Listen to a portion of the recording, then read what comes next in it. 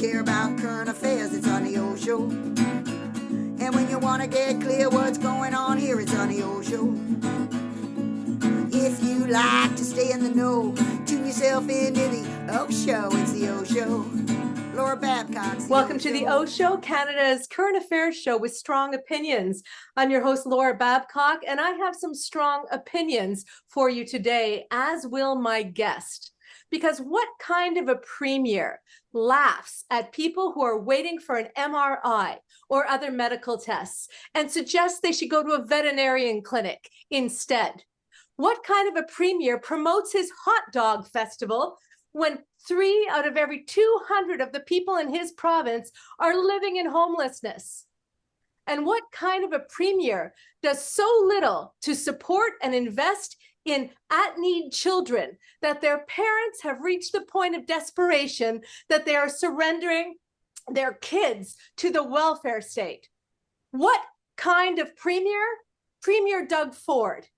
And no matter what else is happening with you as we end off this beautiful summer in Ontario, understand the level of suffering and callous disregard that we are experiencing from this premier who has chosen to underinvest in our healthcare system to profit his private sector pals, including nursing agencies, who has underinvested in families who are waiting on the autism file, who desperately need early intervention for their children, who has not invested in at-risk kids such that they're having to join the welfare system in this province. And the list goes on and on and on. And today, here to talk about all of it, but one of the things that particularly is painful for him, and he said so on Twitter, and I've always wanted to have him here on the Oshow because he is the host of the excellent True North Eager Beaver podcast. And he is Douglas Connors. You know him. He's both a theatrical genius, I think, and he supports mental health for men. And he is somebody who brings comfort and information and humor to a big audience almost every day in this country. And also someone who, as I understand it, was also a child in the welfare system. And so welcome to the Oshow. I wish it was under better circumstances than this. I've been on your program. I've wanted to have you on for a long time. But let's start with the question I posed off the top of the show. What kind of a premier does what we've heard Doug Ford is doing just in the last week? Well, first of all, thank you, Laura. I've really wanted to, I'm a little nervous because I have a lot of respect for you and for your audience, and I'm hoping that I will do a good job to answer your question. A heartless one, and the one who has all the wrong priorities. Just all the wrong priorities. We've watched over the course of Doug Ford's successive mandates as premier, him adopting a schedule of personal priorities that seem to be particularly insistent on inserting a middleman into every potential service that we could need to access, thus making them cost more and giving us less access to them. And as well, wanting to transfer public good and public wealth to private entities and private individuals. And a seeming callous disregard for anything or anyone if they do not seem profitable, do not see. Citizens, residents are not people with rights, they are profit centers. They're being treated as profit centers. So seniors, right, scale back on inspections on long-term care homes, and then we get the situation that happened during the onset of COVID, where military people, hardened military people who have seen the worst, go into those homes and come out with PTSD. Autistic kids, I do not know what he has, what the problem with autistic kids is, but it's like 50,000 kids currently in Ontario right now are not getting the services. They're on a wait list for services that will not come because he does not want to fund them. And now we learned from an article in the Trillium, but we've been hearing it from our Children's Aid Societies and the Ontario Association of Children's Aid Societies, that parents of high needs children cannot find the services that they need to get for their children because they don't exist, and now are reaching a point of desperation where they are surrendering their children to the Children's Aid Societies, which have been underfunded, which the Child and Youth Advocate has been defanged. It used to be its own office that reported to Queen's Park specifically, not anymore. And all he has to say when he's asked about it with kids is, gee, that's unfortunate. Not a direct quote. You know, for people who can't access medical services, hey, we're opening a new veterinarian clinic. Maybe you could get your CT scan and your MRI here. And what boggled me even more is that nobody in that room said, you have tens of thousands of people in Ontario right now who could have had operable cancers, but it took so long. Tens of thousands of people have been sentenced to death, a slow, painful death. And you're cracking jokes, and there's nobody in that room that goes, hey, that shit's not funny. They're all laughing. Wasn't it one of his They are mocking buddies? us. Wasn't it one of his billionaire buddies in the background who happens to own that vet clinic? You know, they are mocking us. They are mocking us. That's a great way of putting it. And you said callous disregard. I think that's it. Like where are the things like these terms like depraved indifference, criminal negligence, betrayal of public trust? I mean, there was a time where these were criminal charges. It's like, how do you let people linger in nursing homes? How do you put kids as young as 2 years old in hotel rooms, some of them infested with bed bugs because they've got no place else to go, with a 2-person to 1 ratio because there needs to be someone there 24/7? And what's the cost of that down the road? A 2-year-old kid that's in that situation. What happens to them when they're 5? What happens to them when they're 13? What happens to them when they're 27? We talk about interactions with the youth justice system, homelessness, drug abuse, potential for being trafficked. All these doors get opened like this. And it's like a cost of about $90,000 a year per child to keep them in a hotel room like this with a 2 to 1. You could just give a family $90,000. But then again, even if they had it, the services don't exist because he didn't bother to create them. So what are they going to do with it? It's completely ass backwards. And the whole thing of for the people, it seems to be more like to the people. I'm going to do this for the people. No, it's what you're doing to the people. It just does not make sense.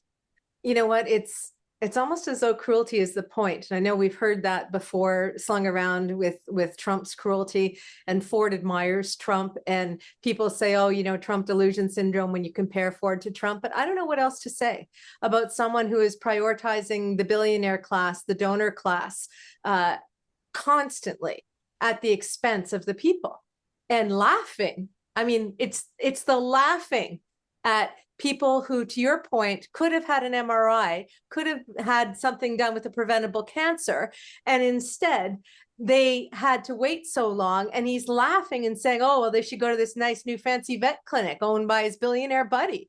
A vet clinic? Yeah, that's weird. And like, I know we do Trump derangement syndrome, but this in the week where we hear that his nephew actually said he had a conversation with his uncle, Trump. They said, yeah, the disabled should just die. Right. And during COVID, like we heard that in the United States too, some Republican people turn around and says, oh, I'm sure the 7-year-old and 80-year-old people would just be happy to just die for the sake of the economy so that their children can and grandchildren can have better. It's like, no, it's just literally eugenics under another name. So if you are too young to pay taxes, run an NGO, run a corporation, if you are too old to be paying a lot of taxes, or if you're just draining more in the system, you're expendable. We don't need you. That's the message being sent. It's cruel. It's heartless. It's soulless. It definitely does not put people first. It assumes that all of us, like as profit centers, care more about our bottom line. We care more about getting $50 more on a tax cut than making sure that grandpa and grandma actually get to stay alive. I don't get it. You know, it's shocking to me how many grandpas and grandmas are in the food line for people experiencing hunger and homelessness that I participate in every Saturday. And they are often people who have been rent evicted because Ford took off rent controls. Another thing. The housing affordability crisis has driven them into poverty they used to be able to manage, and now they can't either heat if they have a place to live, or they can't feed themselves, or they're out there they're living on the street trying to get food for their grandchildren. And you mentioned that some people are surrendering their grandchildren into children's aid, and they're getting these hotel rooms with bed bug infestment. And I want to talk to you more about the children's aid system because you have direct knowledge of it. I can tell you we meet children who are living on the street. There are children born in encampments now. When there are three, and this was another leak, I forget which great independent newspaper came out with this, I think by a Freedom of Information request, where they found out that in Ontario, 3 out of every 200 people are now homeless. And I said this to someone the other day, Douglas, that imagine we had a party. I've had lots of parties with over 200 people at them, right? Or the wedding we were just at. Yeah. 3 people in that room now would be homeless. It's not a matter of the usual, oh, it's just some guy in his late 20s who made bad choices, who's selfish and became an addict. I mean, even putting aside the drug poisoning crisis, these drugs are highly addictive and highly dangerous, not like we used to have. But it's the fact that these are parents, these are grandparents, these are many, many people on disabilities. And I'll have someone who does advocacy for disabilities on the Oshow about this soon. Many people who couldn't work if they wanted to, many amputations that I see, untreated wounds that I see. And then to have the premier laugh about it is disgusting. When he's laughing about people not getting MRIs in time and going to vet clinics, he's laughing at everyone. When he goes out there and does these promotional ads for his stupid Ford Fest, hot dog fests, and there are people starving on the streets in his communities, and we have the mayors of Ontario begging him for help the past week, and we have Hamilton asking, everyone send a letter to their MPP. We've been screaming from the freaking rooftops and mountaintops about this for, at least I have, for over a year, if not much longer. It's not like they don't know, Douglas. It's not like they don't know. They don't care. Doug Ford does not care about the people of Ontario who aren't wealthy enough to donate to his freaking campaign or his coffers. We've seen it with the Science Centre. Why did that shut down so fast? Who's going to get that land? We've seen that with Ontario Place. Why are we cutting down the trees and spending $1 billion of taxpayer money on an underground garage for a casino and camouflage? We all know that. Who benefits from a casino? The wealthy. Why? Has he taken nurses out of the hospital? And I blame it on him that so many nurses left exhausted from the pandemic and underfunding.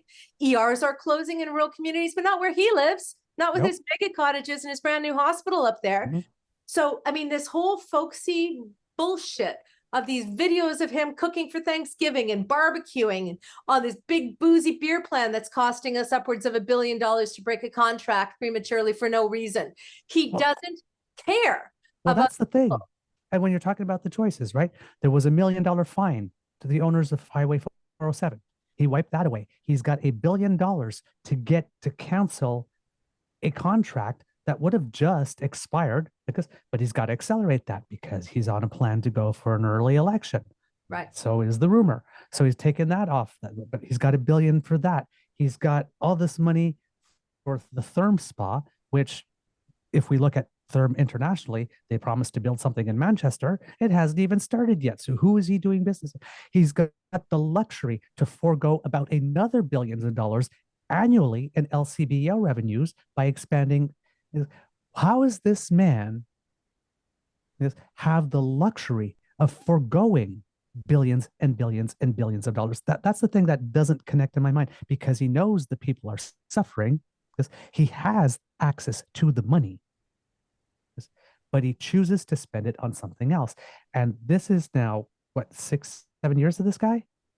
This is long enough to say that there is an established pattern that systematically, when there is a need,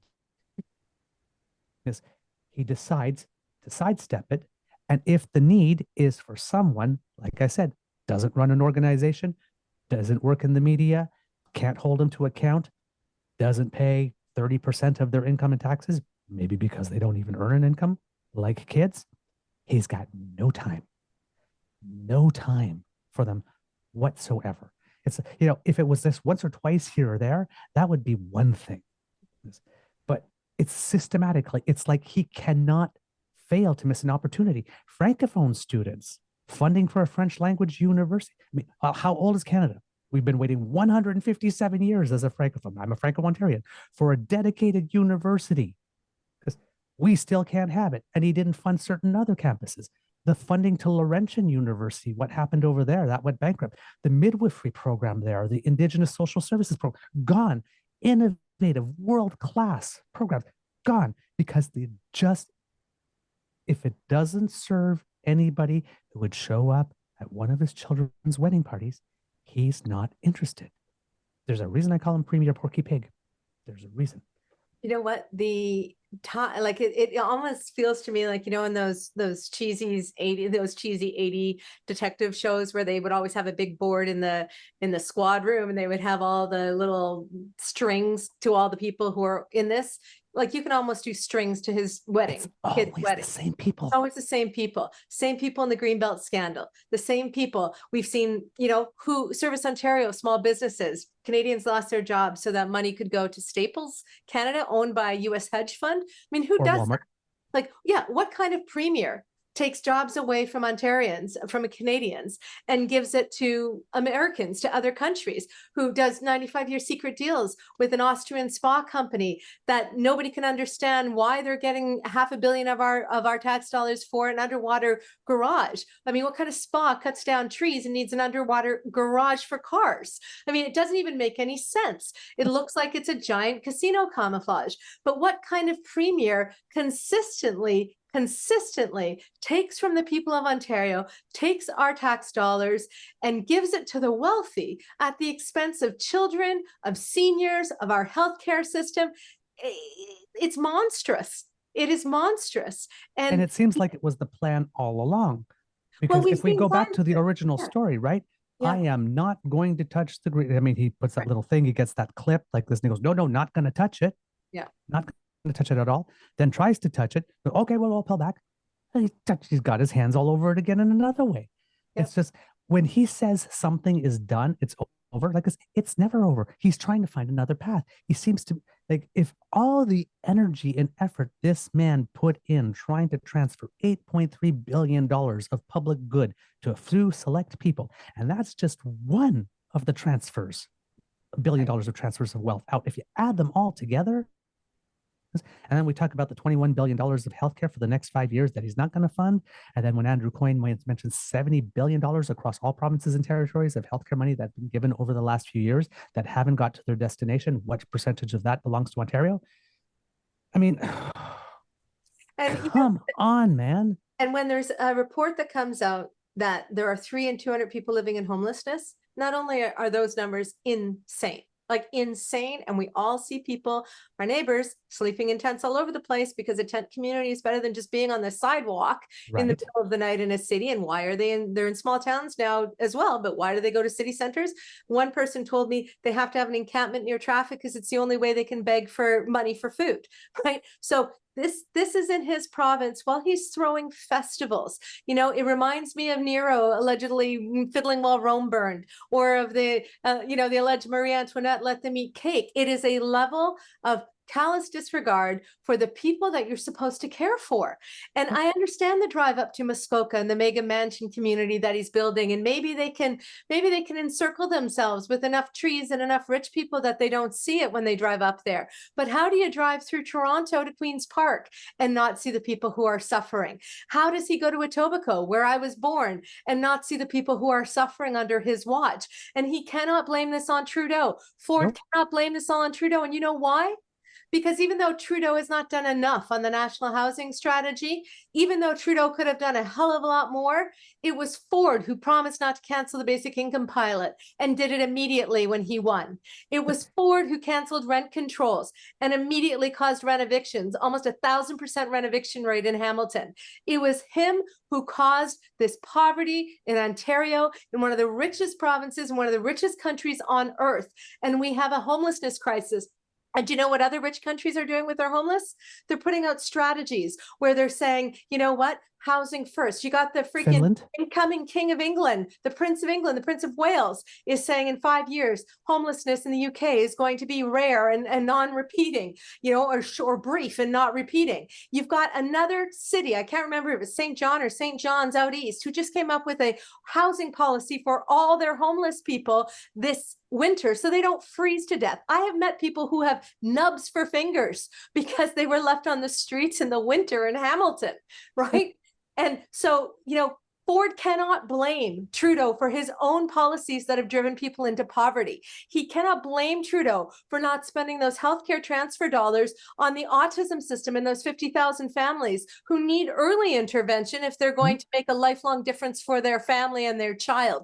And let's talk about the children's aid, because I want to know from you how you felt when you saw that families are having, not because there is, you know, abuse in the family or something happening that's making it a dangerous environment for the child. It's not something that's happening where the child needs to be removed from the family for the sake of, you know, healing and protecting the child. This is families saying, we can't look after our child in this province. I mean, how did you feel when you saw that? I literally cried. I literally cried.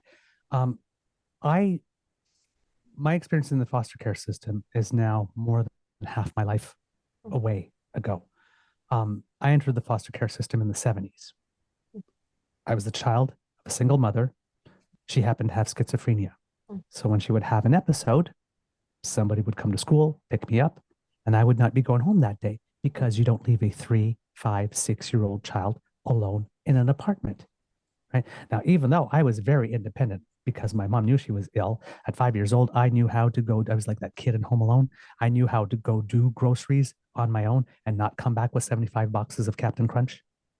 Yes, I knew how to cook 2 or 3 meals already. So had I had the money, I probably could have handled myself, because my mom taught me those skills early, because she never knew when she was going to have a down day. She always taught them to me like a game. It's like, hey, would you like to learn how to like this? So I was all in. So, you know, she shielded me from what the real reason was. And I was always a very, but a keener. So I was always happy to learn. Look, what a big boy I am, Mom. So it's like, but when you look back at it adult eyes, it's like, oh, wow, that wasn't a game. Like, she knew she didn't have it necessarily on an everyday basis.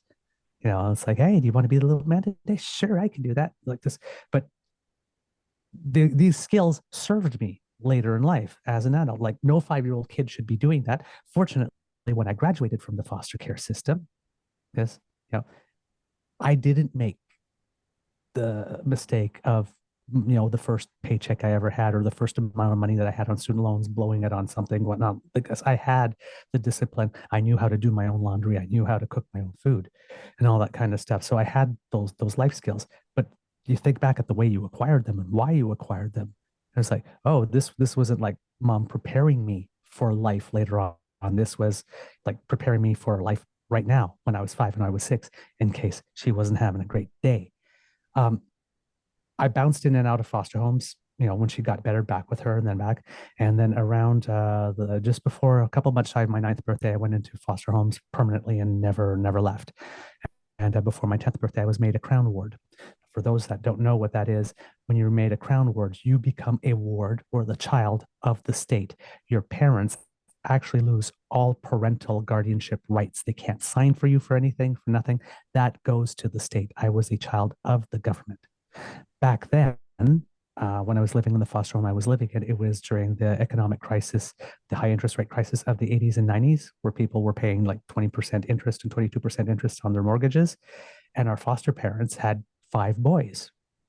So like, so, you know, it was a big enough house, and, you know, the mortgage, so they all had to take on second jobs. They had gone to Algonquin College and got college diplomas and specialized education techniques to be able to raise the kids as they needed. And they were working second jobs back then. And the thing that we were always told when we needed something was, oh, Children's Aid Society doesn't pay for that. I learned later that they did, I guess, for those few things. But so much money was going into the mortgage and whatnot. It just wasn't paying. That, and that had an effect on them. Like, they got depressed. I guess, and there were things. I was in the same home from the time I was 9 till I was 19. So 10 years in that home, which is ridiculously stable.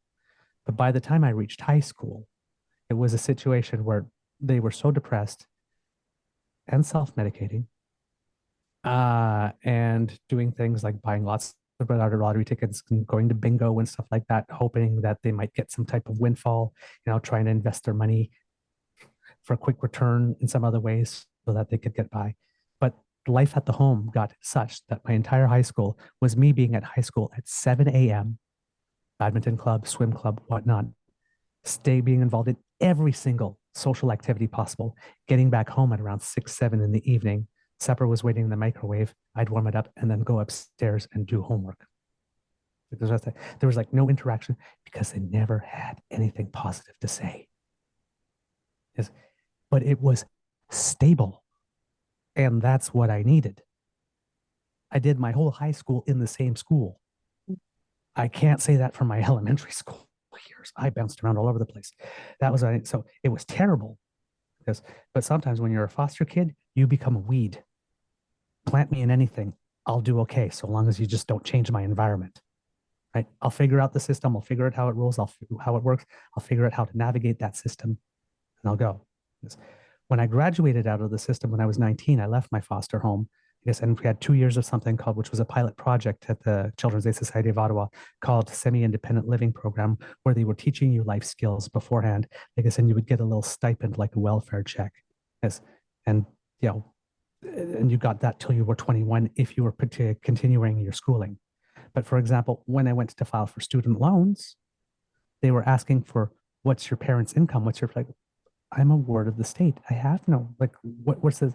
Like, so I'm writing student loans going like, I don't have this. I don't like this. And I'm sitting there like, can I get a student loan? Like back then, the things weren't adapted for us. Nobody thought of the foster kid, right? Everybody just assumes you have a parent sign. It's like, well, no, I have literally a legal guardian as ordered by the court. It's like the system that you have for this. I mean, legally, I have no parents. So I can't give you a statement of my parents' income like this. Yes, I live in a nice house, but it's not mine. Right. Nothing about it is mine. Not even the bed sheets, not even the towels are mine. Like, it's a really weird concept. You're living in a house and you're painfully aware that nothing of it is yours. Nothing. So I left that home like with, clothes and, my teddy bears. And my boombox and cassettes that I bought from the paper route that I had at the time, and that was it. That's what I had. Like there was nothing of mine. So and unlike many other people, I didn't have the luxury of failing. There was no place I can go on Sunday night for dinner with my parents and to bring my laundry. If I didn't have, there was nobody to call, say, hey, I ran out like this. I could not fail once. So I had to be ridiculously disciplined. I mean, it is a statistical miracle that I'm here on the show with you like this, living a good life, reasonably well adjusted, because there were so many cracks then I could have fallen into. Fast forward now. There is not a single Children's Aid Society in Ontario that is not running a deficit at this moment. There is not a single Children's Aid Society anywhere in Ontario that in the last few years has not placed a child in an unlicensed care facility. Not one. Every single one of them, without exception. Kids. We're talking kids. And I was a lucky kid in that the only reason I was there was because I was the child of a single parent that didn't have the health to take care of me. So I went into another home with kids of similar. What if you already had a behavioral problem? What if you're a child with fetal alcohol syndrome? What if you're a child that has autism? What if you're a child that has a learning disability? What if you were a child who was abused in your home? And there's less money and there's less resources. The Children's Aid Society of Ottawa has been running, I think a $3 million deficit for the past 2 years. It is just, And they just went on strike for 3 weeks and just renegotiated a contract, and they are going to lose about 38 more staff over the next 3 years. That was the best deal they could get. Because there are social workers who daily, according to people at the Children's Aid Society, at the end of their shifts, go into their car and cry.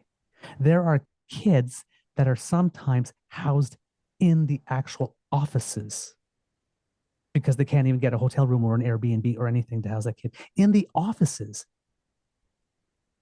And you can't leave young kids alone. So there are people, there are staff that don't get to go home. Right?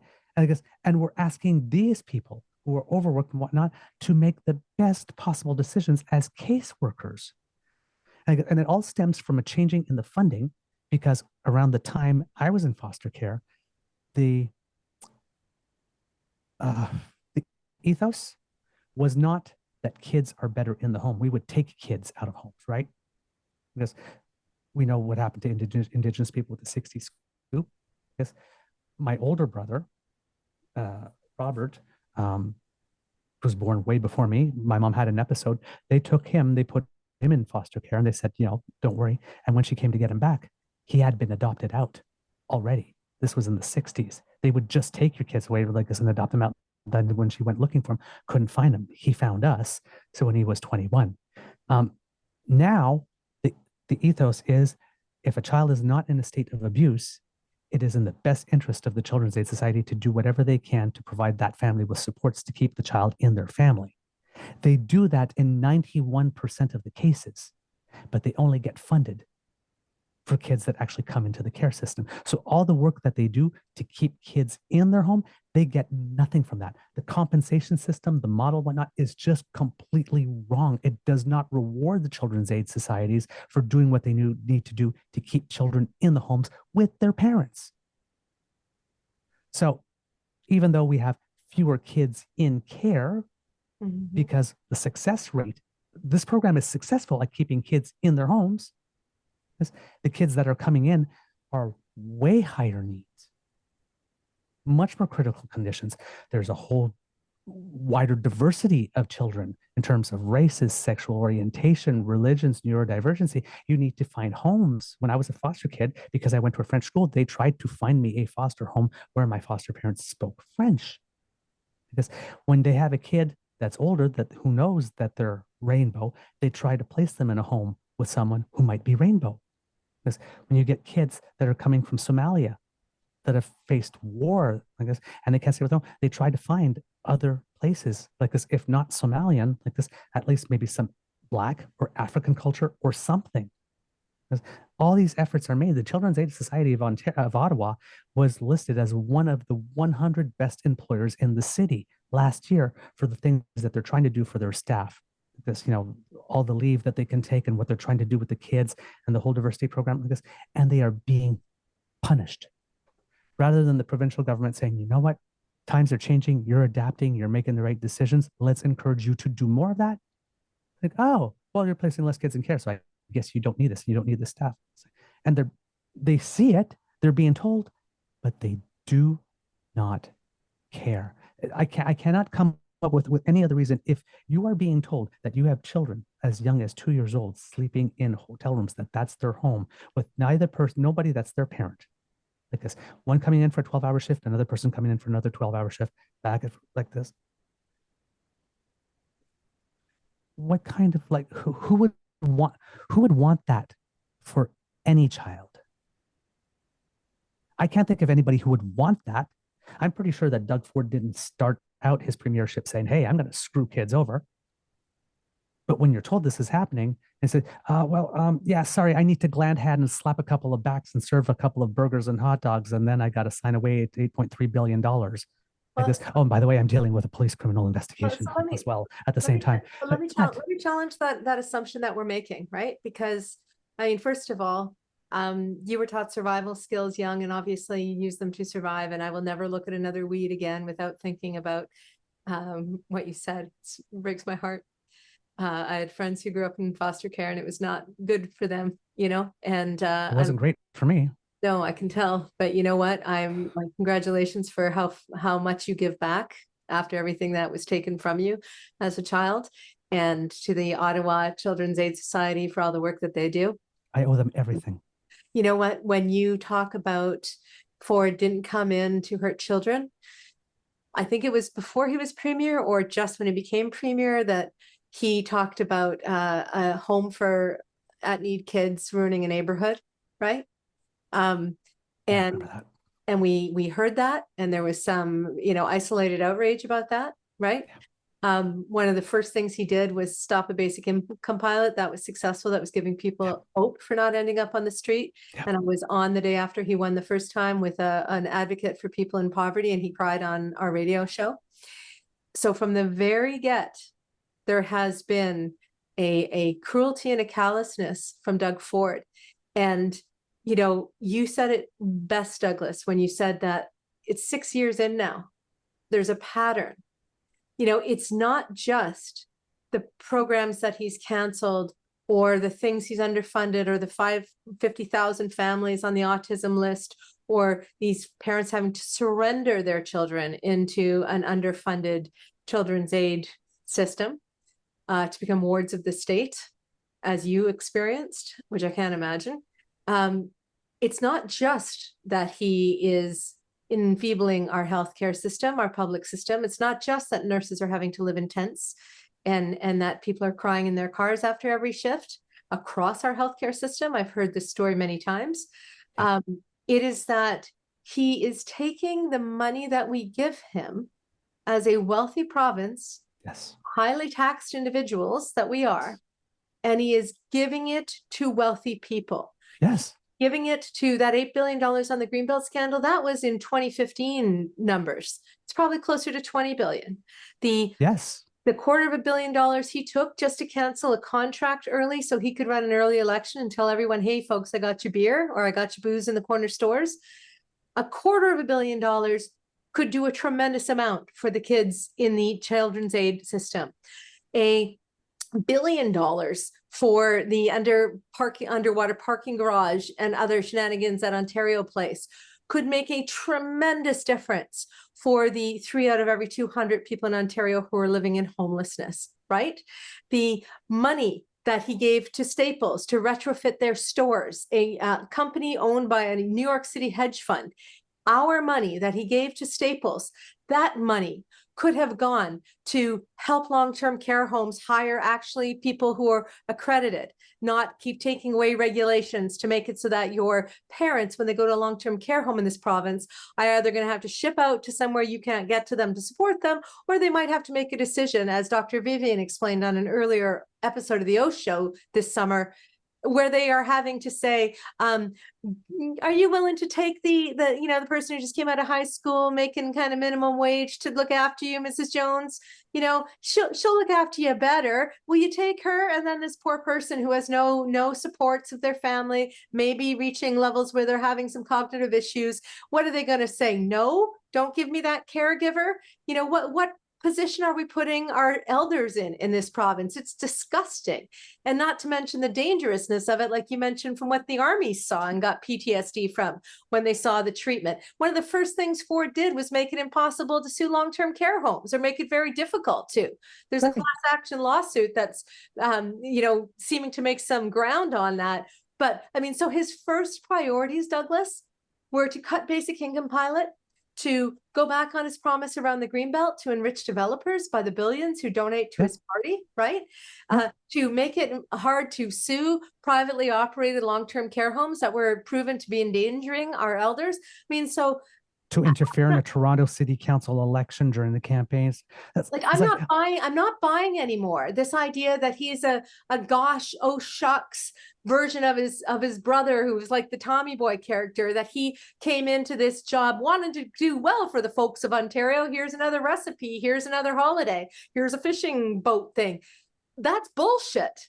Yep. This premier has shown a callous disregard for the people of Ontario. Yeah, and the thing is that if he was making a decision not to fund one thing to help people in order to fund another thing to help people, Right. Like it would still be sad and whatnot like this. And then you could look at who of them who is choosing to help and who is not choosing to help. And maybe there's a pattern there. But the Rob Ford Memorial Spawn Casino, the involving themselves in city council elections, strong powers for mayors, increasing the amount of alcohol that you can get at other places. Now he's on to gambling again. He wants to open gambling so that people that are playing poker can play from people with people from other countries and still gamble. All of these things, other than the people who are running these things, put no food in your belly, don't get you a doctor, don't get your child or your parents or your grandparents the help that they need. They don't help you get into a home. None of these things actually serve you. And it's like I said, if he would pick something that was serving someone and not like this, you could say, okay, he had tough decisions. He had to make some choices. There's limited budgets like this, but he's literally choosing to spend his time, his energy. And remember, everyone, he does this in our name, on our time, with our dime. So let me just all the wrong freaking priorities over and over again. So let me pivot, because our audience, I know when I do your podcast, we always try to bring some hope or some solutions to this incredibly daunting and negative dystopian space that Ford has turned the great province of Ontario into in 6 short years. So I saw something today that gave me a little bit of hope for the first time ever. Of course, I'm active on social, as are you. And somebody today said to me, I regret voting for Ford in the last election. Why was I such a fool? I will not make that mistake again. This is not someone saying they regret voting for him 6 years ago, yep. when we had limited information about what would happen. Yep. This is someone who voted for him most recently and is saying that they got fooled, right? And I think, and I've said a lot about this, and I'll continue to watch it closely. I think that the Overton window on how we're looking at our politicians in Canada, whether it's Ford or Poilievre, is changing as we watch Kamala Harris, as we see the Kamala and Walz campaign go back to a higher level of public discourse and of common sense solutions to help people and to serve people. Just joy. It's joy, and the politics of joy are making our dark, dystopic, bullshit, callous and cold politics of Premier Ford, and I would argue the rhetoric of Pierre Poilievre federally, they're making them sickening to us, because we're like, wait a sec, there's another way to do this. I forgot there's a better way to lead. I forgot that we don't have to get constantly attacked all the time and called horrible names and treated like garbage because we're trying to fight for other people. I forgot there can be a world where the common good is actually the common desire. I forgot that there can be politicians who take our money and yes, have to prioritize between pressing needs, but are actually trying to serve the people, not the billionaire class. Like, I forgot that this was all possible until I started to watch Kamala Harris's campaign. And now I literally hope and joy scroll to see her stuff to just balance the doom scrolling that I'm seeing in Ontario and in our country. So I'm going to take hope from that. So let's suppose, Douglas, that other people like this person who tweeted me this morning and other people in this province are sick and tired of hearing horrible tales from the ER, whether they're open or closed, sick and tired of seeing their neighbors in homelessness when everywhere they go now, sick and tired of hearing about families who have kids who not only have special needs that can't be met, but are having to surrender them to the welfare state. I mean, sick and tired of worrying about what's going to happen to their parents and how they're going to be able to afford long-term care or continue to care for their elders. So I think that, let's suppose we'll play a little theory game here, that is happening, that the Overton window is moving.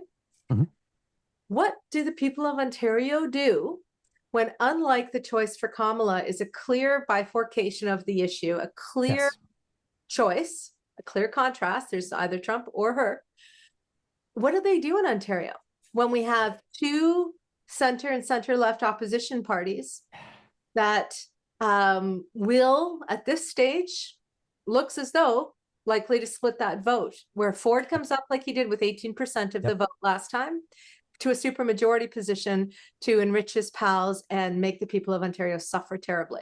So what do you say to your listeners, you've got almost like a family on your pod. I love it. You've created a real community with the True North Eager Beaver podcast. It's amazing. What do you say to your community in these dark conversations and on these dark days? Like, how do we fix this? What do we do, in your opinion? Well, first, a little shameless shout out to the best damn fam in all of podcasting. You guys have all these cute names for each other too. It's adorable. But the best thing I would say is that first of all, juxtaposition is revelatory.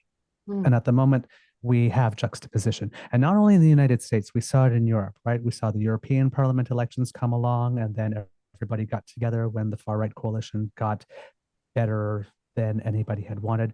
We saw it in France, where it looked like Le Pen was going to be an inevitability, and some politicians, please take notes, decided that they were not going to run, not put themselves first in order to be able to give people an option that was not far right. We're seeing it in the UK, where they just ditched their conservatives. We're even seeing it in Bangladesh, where they got rid of their 15-year, becoming more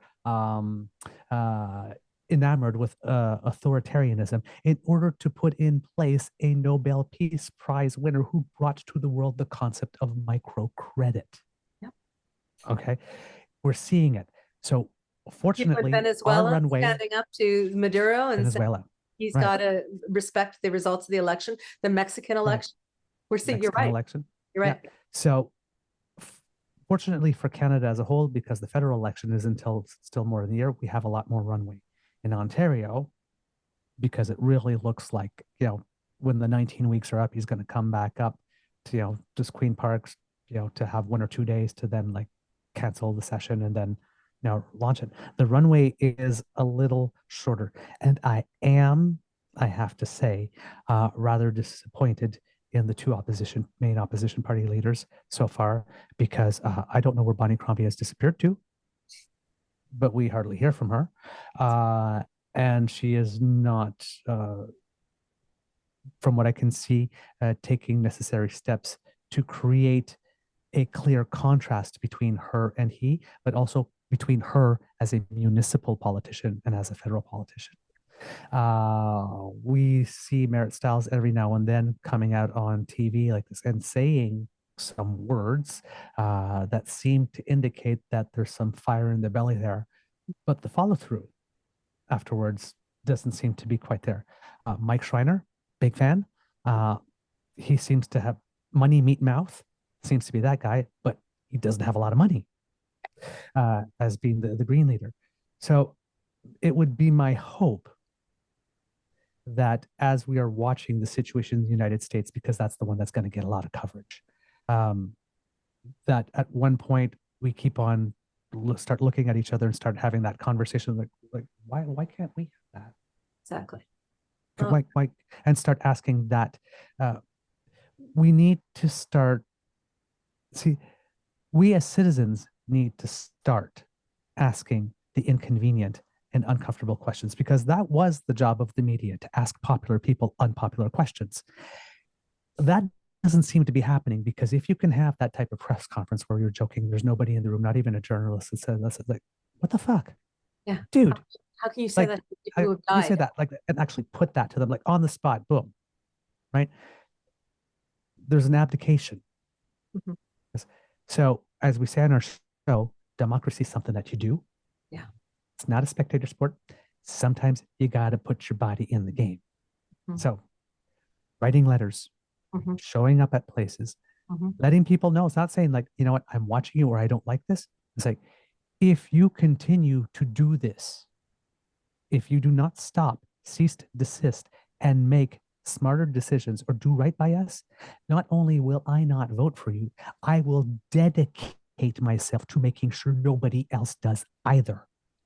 Exactly. So you wanted my attention, yeah, you got it. You got it. I'm on you.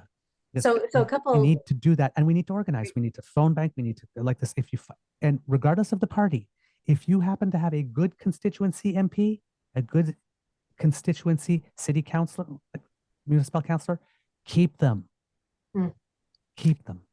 So a couple of closing thoughts for me on that, because I agree with much of what you've said. Just a couple of points of nuance, maybe. Yeah. Bonnie Crombie had the opportunity to come out of the gate fast and furious, do a Kamala style, we're here, we're back, Ford's afraid of me, let's go. And then put it out. I was talking to her campaign about having her on the Oshow during the leadership race, and then since then, crickets. I don't know why on earth. We sent during the leadership race to be on our show, radio silence. Yep. So I will reach out to them again, because every time that Ford makes a deal with these developers or with these other donors, or gives away more and more and more of our money to them, he gets some back, no doubt. That fills his war chest. He put out a ton of ads to define Bonnie. I didn't see the clap back from her. I didn't see her fight back. I don't understand what that's about, but I want to give her the time on this podcast. I mean, I've done, as you've seen, clips on this podcast that have had 300,000 views. Like, if you look at the media in Ontario, that's big. And you have a big audience as well, and so I don't understand why she wouldn't take that opportunity. Now, Merritt Stiles has taken the opportunity to come on the show. She's answered every question without knowing what they would be. And she's fought hard against Ford to get freedom of information and to get AG reports and to get, stuff on the record. Why she's not out every day demanding the RCMP update us on the Greenbelt investigation into this corrupt premier, I don't understand. But I did get emails. I get emails from her campaign. And the last one said, "We're worried," was the subject line. And I thought, that is not a winning position to put out that you're worried. The position needs to be, we are going to defeat Ford. And we're motivated, we're mobilized, we're organized, we don't. So you have one opposition leader who had all the opportunity, because a lot of people who won't vote NDP would have given the Liberals another shot at this because they can't stand Ford. I don't know where that fight has gone, but she's running out on runway to take that jet off the tarmac. And then we've got Merritt Stiles, leader of the official opposition, who's fighting to beat Ford, but couldn't tell me her clear, concise vision last time I spoke to her. I hope she'll have it the next time we speak. But, if in every single municipality you have people saying, I don't want to vote for Ford, but, for whatever reason, I can't vote NDP, or for whatever reason, I don't know Bonnie, they may vote for either of those two parties and he'll come up the middle. So what I think we need to do, in addition to get in Ford's face, like the reason why he did that whole crocodile tear thing in that parking lot about the Greenbelt, his people had told him, it came out in documents later, oh, this will be blown over in 3 weeks. Well, the people of Ontario didn't let it blow over. They used democracy in action, as you just said.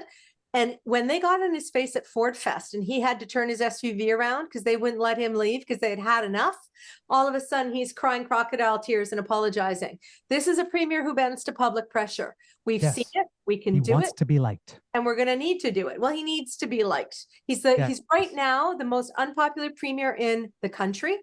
The most unpopular in the country for a reason, which gives me hope that it says that the people of Ontario know that he's corrupt at this point. We keep seeing the mendacity is corruption. Lying is corruption, right? That's what I'm talking about. If he's breaking the law, looking forward to finding that out. Hello, RCMP, for the 65th billionth fucking time. Could you please tell us what's going on with this investigation, please? Before this election happens with the big beer contract we just paid to be canceled. Could you please?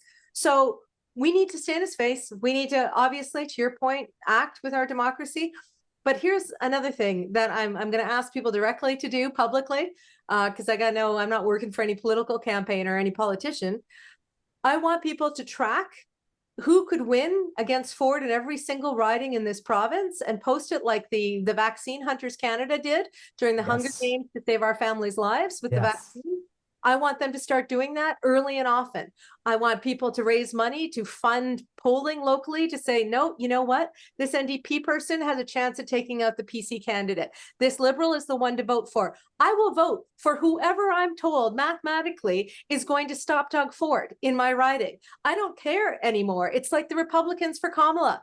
They're like, we don't really care about her policies. We're not going to agree with everything, but we can't have somebody who's devastating democracy and hurting people anymore. We're going to vote for the sane choice. So, that's what I'm going to ask for, Douglas. Give me a map of every single riding in this province, not coming from the Liberals or the NDP telling us, because that might be self-interested information. Right. I want someone to vaccine hunter this shit and tell us who to vote for. And then I will share that from the mountaintops every chance I get for people Yes. to make an informed strategic voting decision based on some kind of information that we're never going to get from the campaigns or from Doug Ford. So that's what I'm hoping for. How does that make sense to you? It makes sense to me, absolutely, because we're being fed this diet, this daily diet of inevitability on the provincial level. It's not worth it. Don't get involved. Don't get mad. It's not going to go anywhere. This is inevitable. It's just going to happen. Lie back and take it. Yeah. You can't take it. And the one thing I would say when I'm saying write those letters, don't write the letters just to the premier and just to the government cabinet. Write it to the opposition parties. Where the hell is your sense of ruthlessness? Yes. It's like, stop being polite. Kick him in the nards politically a few times, repeatedly, and every time he gets up, kick him in the nards again. So you're James Carville, the top arguable strategist on the planet right now in politics. He was the economy stupid guy from the Clinton campaign. I listened to his pod. And when he was talking about how Kamala should handle Trump, he said, and of course, this is metaphorical, he said, punch him in the face, punch him again, and then punch him harder. Idea being, to your kicking in the nards, where is the ruthlessness? Don't tell me you're worried. We're all fucking worried. You're a leader. Something. Tell us how to fight. Because to Kamala, when we fight, we win. So show us how to fight, like the green belt. Remind us that we won. He's still messing around. We still have to keep fighting. Hello, democracy. It's not a one and done. But show us how to fight, and we will fight. I'm tired of podcasts having to do this. Right? And give us something to fight for rather than against. And to your point about the media, yeah, exactly. Just tell us, Bonnie, tell us what you're going to do, what Ontario will look like under a Bonnie Crombie government, and how to fight, and I will fight. Tell me how to do it, Merritt Stiles, and I will fight. And if it turns out that you're not the party that can beat Ford in my riding, I'll say thanks for the fight. I'm going to vote for who's ever going to beat this corrupt government. I mean, I just want us to win for all the children and all the seniors and all of the people on disability and all of the people in this province who are living on the streets. I want someone to fight for them, because you know what I hear from people in homelessness, Douglas? I hear them tell me that they think that the government's plan is for them to die. Yes. And you know what? There's a postal code in Hamilton where people live till 39 compared to another postal code where they live to 78. So it is literally poverty and death by postal code. That is a fact. People can go back and look at my interview with City Councilor Maureen Wilson on poverty by postal code. It's disgusting. And when they say that to me, I don't know what to say but cry behind my sunglasses, because I'm not going to tell them that they are wrong with the reality that they are experiencing. And when we have the numbers to back that shit up, I just wear sunglasses and keep dancing and giving them food and trying not to cry. So this premier doesn't care about the people of Ontario.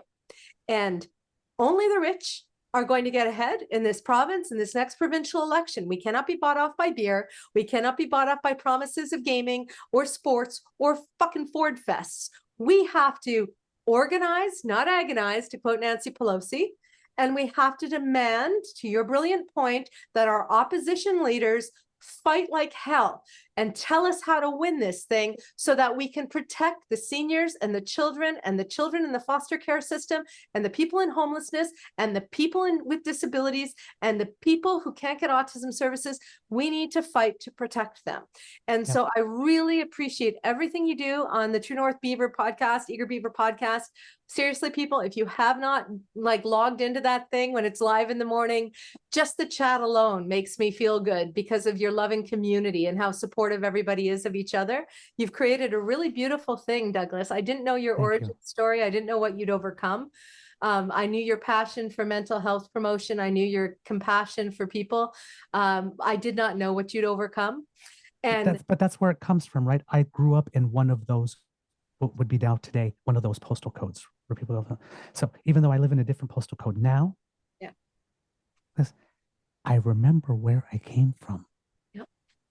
I'm not so old that I don't remember where I came from. Right. Those people that are living on the street, they're my people.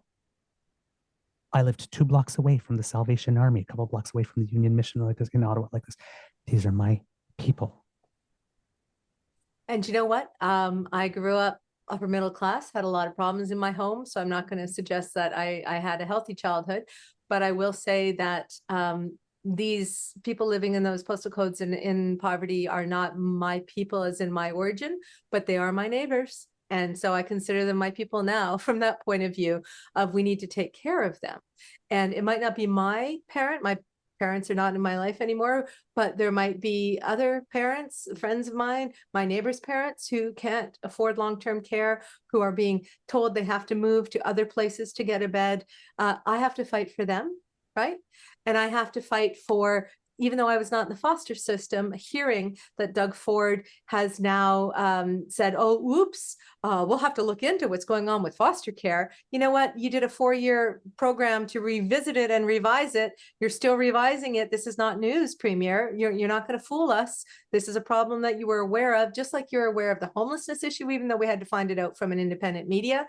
So we need to fight for all of these constituencies, regardless of our, informed by our backgrounds, Douglas, but in addition to our direct experience, we have to fight for everyone else who is a victim of this premier and a victim of, he grew up in wealth and power, and that wealth and power, maybe he can never ever see what we see, which is fucking sad, but it is what it is. And it's what we've got to deal with. So Bonnie, Merritt, and of course, Mike, fight like hell. People are going to fight with you. Let's do this smart. We're watching Kamala do it in 99 days. We can do this in whatever runway we've got left as a province. And to your last point, when you mentioned media, so one of the only media stations in the large city that is Hamilton just shut down yesterday. It shut down yesterday. Been there for 50 to 100 years. But my first thought was they used to run the CHML Christmas Tree of Hope and brought tons and tons and tons of donations. It was a major fundraising for people in poverty in this community. No. I don't know what'll happen to that. I can't even imagine the ramifications of that closure. I'm going to have Graham Crawford on the next podcast to talk about that and the city's abysmal treatment of people in encampments and the mayor's failure, Andrea Horvath's failure. We'll have a big show on Monday about all of that. But you brought up the media pushing back against Ford. What media? What's left? I mean, Colin DeMello is doing amazing. Richard Southam, some people from CBC, Mike Crawley, they're doing the best they can with limited resources they've got. But it's the independent media that are breaking a lot of these stories on Ford and this corruption and the Greenbelt scandal. Like independent or mainstream traditional, we all have to work together, you know?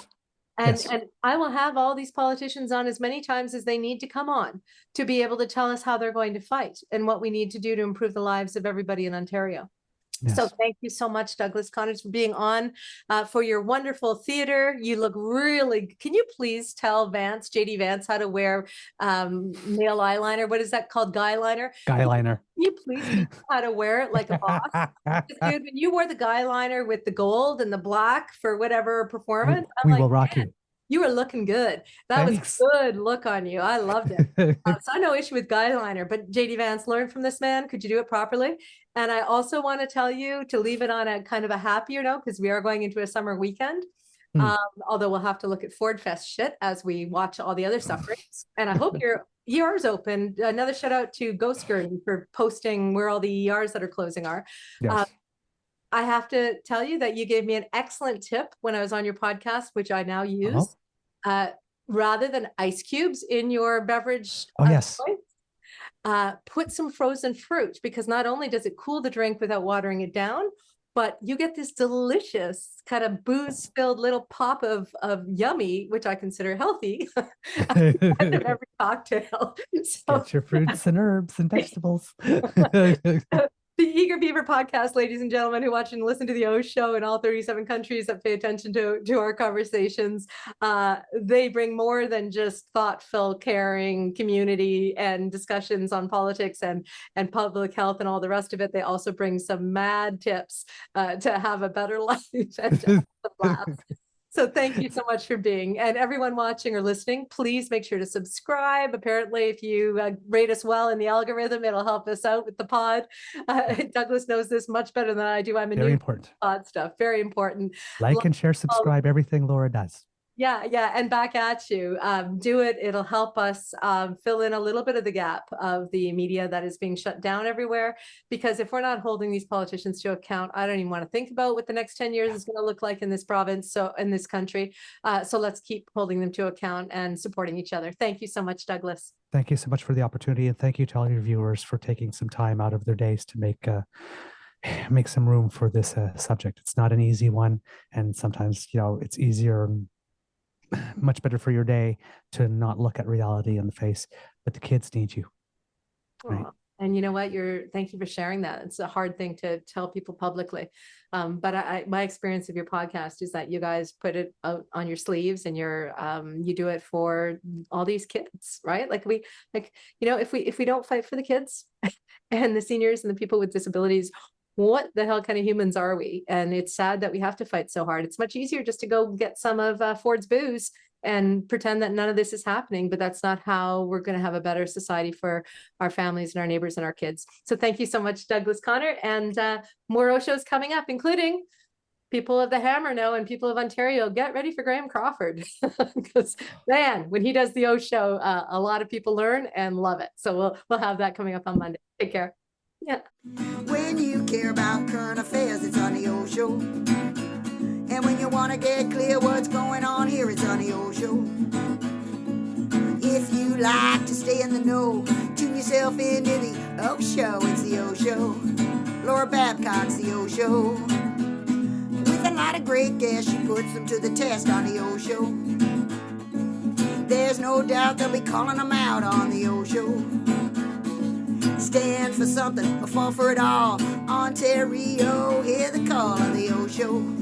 It's a podcast, the Oshow. Laura Babcock's the Oshow. Stay informed with the Oshow, Oshow.